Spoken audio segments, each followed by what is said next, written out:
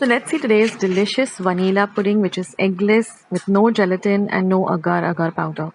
So now in a pot, I'm going to be adding 3 cups of milk. I've turned the flame on between low to medium.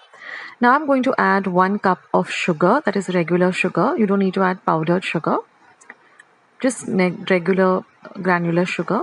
And now I'm going to add 6 tablespoons of corn flour. Next, I'm going to add just a pinch of salt. And now using a whisk, I'm just going to mix everything really well together so that there's no lumps in this mixture.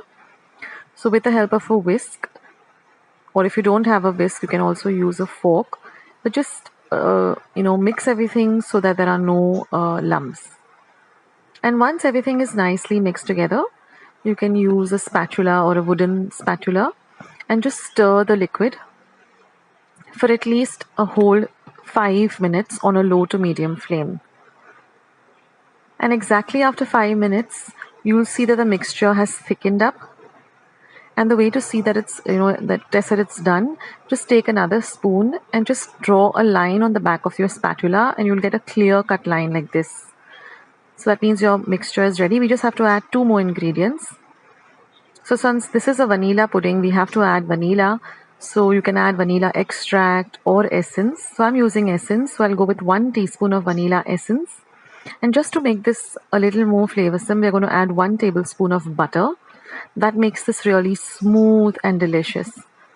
And once you add the butter, just mix everything well, turn off the heat, and ensure that everything is nicely mixed in.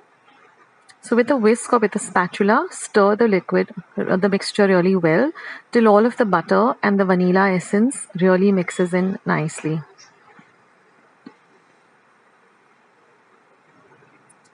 So bring everything together and mix it up really, really well. Now this vanilla pudding can be had nice and warm, or you can have it chilled also. So I prefer having it chilled. So I'm just going to pour this into some nice bowls. Now this is not like the coconut pudding that I had put up some days ago. This doesn't set in such a way that you can demold it. But this is very light and soft. You can just have it directly from the bowl. So this cannot be, it doesn't harden up to the consistency of which you can demold it. So this is more like a pudding or a custard where you need to have it out of the bowl itself.